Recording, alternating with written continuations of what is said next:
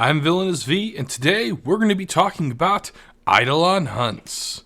Get ready for the long one.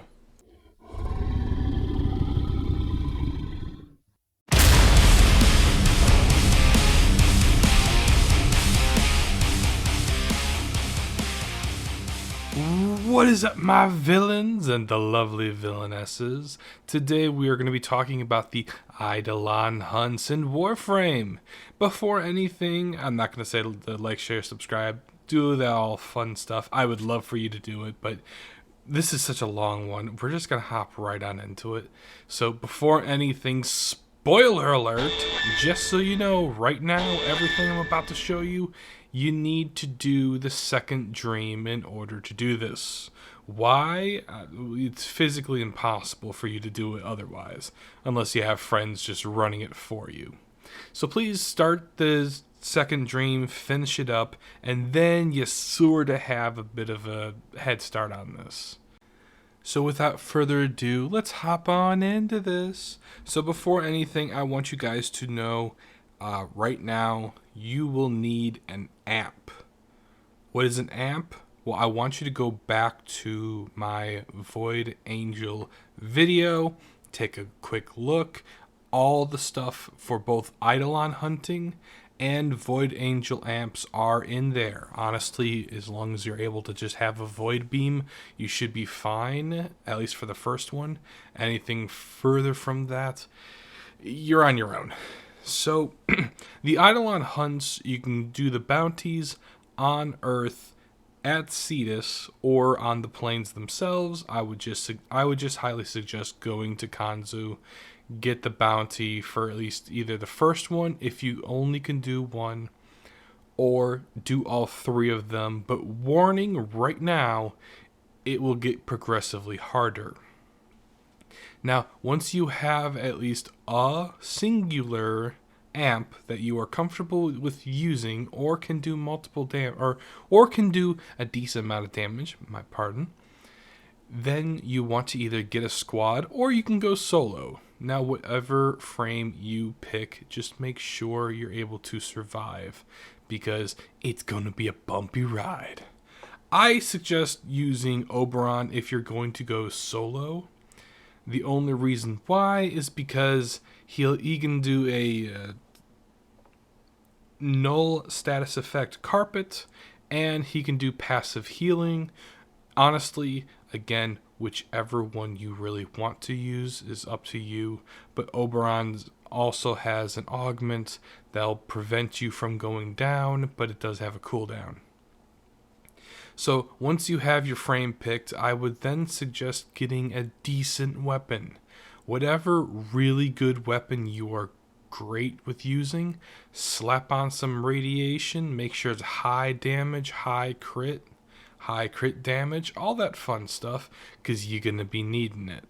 Now, if you do also have a Void Rig Necromech, I also highly suggest getting that. Why? Because you can use guard mode in order to do some fun stuff. And don't get me wrong, it's fun stuff. Lastly, I would then highly suggest getting Materai as your Tenno school. Why? You will be doing increased damage with your Void Beams, and you will take down Eidolon's shields like no tomorrow.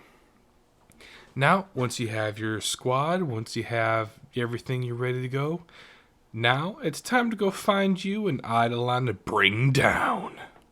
Alright, so the very first thing you're going to want to do is, when you get in, make sure you dump a few energy pads. If not, try to get as much energy as possible.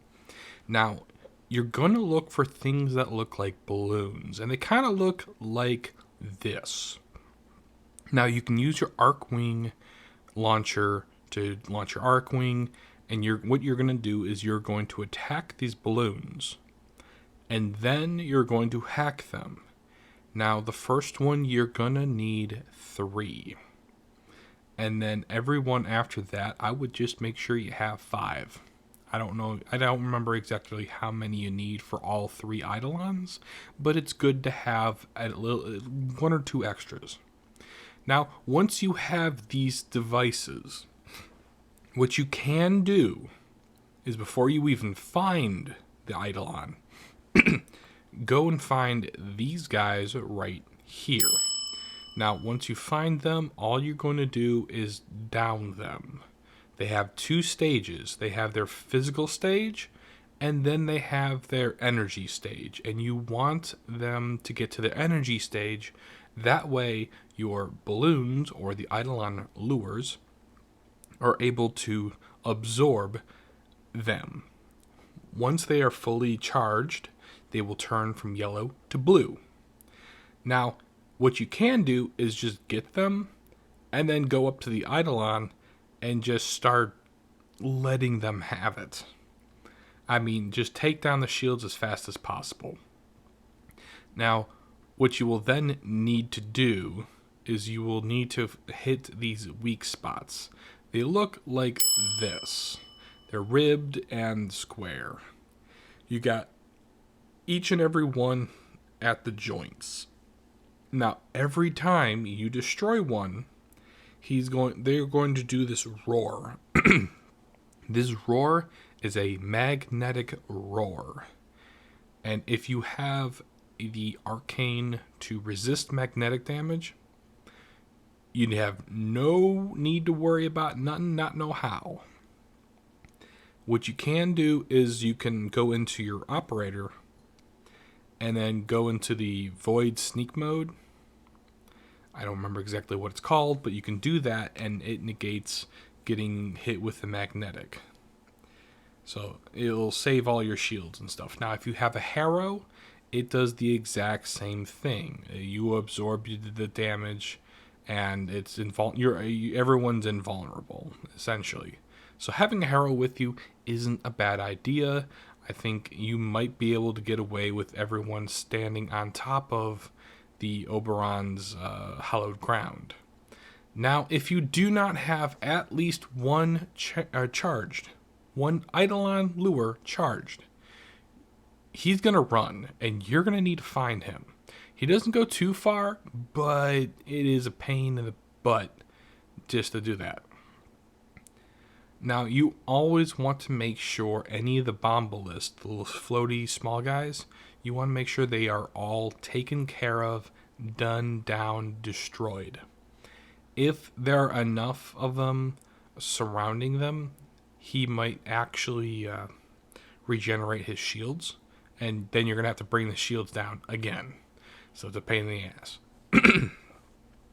Now, at a certain point, he is going to fall. After all the joints are done and down, he is going to be in this down calling for SOS. And a bunch of Vombalists are going to be coming out of nowhere, and they're going to be gunning for you. So you're going to have to defend him from them. Now, if there's enough, he will regenerate a lot of shields. Now, after this phase is done, now you can go for the capture. At this point, if you do not have the required lures fully charged and you take out his health entirely, then you're going to have a problem. And what I mean you're going to have a problem is you're going to kill him. How will you know that you killed him or captured him? If he falls down and a big thud, that's a kill. If he goes up in the air and then floats down to the ground and all your balloons start popping, then you have captured him. Now, that's just the first Eidolon. The second one and the third one are 2 entirely different ones. And you're going to need to go to this island way over here. And you're going to need to sacrifice an Eidolon shard. So you just got one, you're going to pop it right on into there, and everyone needs to put one in to summon him. And then you basically wash, rinse, repeat. And just make sure you have one person on lure duty, making sure that they heal them and keep them charged, while everyone else either takes shields down, gets rid of Vombalists, so a little bit of CC, or someone is going after the limbs. Now, the Eidolon will be attacking you and moving at the same time. The larger they are, the faster they will be moving. So make sure everyone is relatively healed, if not fully healed. Every now and then, be a bro, not a douche, and maybe, say, hey, I'm about to put down an energy pad. Ping where you're going to be putting it, give it a second, and then drop one or two. Honestly, I make a boatload of them, and what you do is you go to the syndicates and you're able to buy the 100 ones. Make sure you get an energy one and just make 100.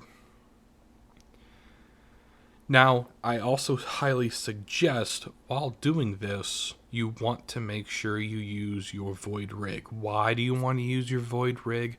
Well, that guard mode, it hits like a truck on these guys particular.